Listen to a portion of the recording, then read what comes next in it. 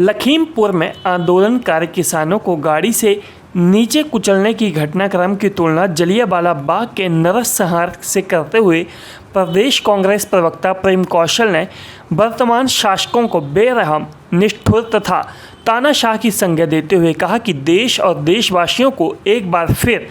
एक विचारधारा विशेष और सामंतवादी सोच का गुलाम बनाने का प्रयास किया जा रहा है और इसी विचारधारा के चलते अहंकार के बुलडोज़र तले देश की जनता को कुचलकर भय तथा दहशत का माहौल उत्पन्न करते हुए अन्याय एवं अत्याचार के विरुद्ध आवाज़ उठाने वालों को खामोश करने का खेल खेला जा रहा है। कांग्रेस प्रवक्ता ने कांग्रेस महासचिव प्रियंका गांधी द्वारा किसानों के हक में आवाज़ बुलंद करने के लिए उन्हें प्रशासन द्वारा हिरासत में लिए जाने को लोकतंत्र की हत्या करार देते हुए कहा कि प्रियंका गांधी का संबंध देश के अनेकों बलिदान देने वाले परिवारों में से है और संघर्ष तथा बलिदान का जज्बा उनके खून में विद्यमान है। इसलिए जितना बीजेपी और उनकी सरकारें उनको प्रताड़ित करने का प्रयास करेगी, वो उतनी ही मजबूती के साथ उनका मुकाबला करेंगी। लखीमपुर में जिस प्रकार से केंद्रीय गृह राज्य मंत्री के बेटे की कार के नीचे आंदोलन कर रहे किसानों को कुचल कर मौत के घाट उतारा गया, ये घटनाक्रम अंग्रेज़ों के शासनकाल में अंग्रेज़ी हुकूमत में जलियांवाला बाग में हुए सामूहिक हत्याकांड को स्मरण करवाता है, उसकी याद दिलाता है। ऐसा प्रतीत होता है कि वर्तमान शासक, वर्तमान हुक्मरान देश और देशवासियों को एक विचारधारा विशेष और सामंतवादी सोच का पुनः गुलाम बनाने का खेल खेल रहे हैं, गुलाम बनाने का प्रयास कर रहे हैं। और इसी सोच के चलते देश में अन्याय के खिलाफ, अत्याचार के खिलाफ आवाज़ बुलंद करने वाले जो लोग हैं, उनको तानाशाही पूर्वक और हिंसा का रास्ता अख्तियार करते हुए कुचलने का, दबाने का और उनकी आवाज़ को खामोश करने का प्रयास जो है वर्तमान सरकारें भारतीय जनता पार्टी की कर रही हैं। कांग्रेस पार्टी की महासचिव प्रियंका गांधी जी को किसानों से मिलने जाने के लिए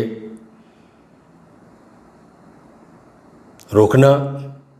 और उनको गिरफ्तार करना भारतीय जनता पार्टी और उसकी सरकारों की दमनकारी नीति का ही परिचायक है। परंतु कांग्रेस महासचिव प्रियंका गांधी का संबंध एक ऐसे परिवार से है जिस परिवार का इतिहास इस देश के लिए संघर्ष और बलिदानों का रहा है और प्रियंका गांधी की रगों में भी वही खून दौड़ रहा है। इसलिए बीजेपी और भाजपा के नेता और इन सरकारें जितना उनको दबाने का प्रयास करेंगी, वो उतनी ही मजबूती के साथ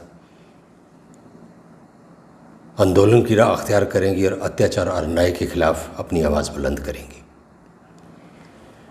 दरअसल भारतीय जनता पार्टी और भारतीय जनता पार्टी की सरकारें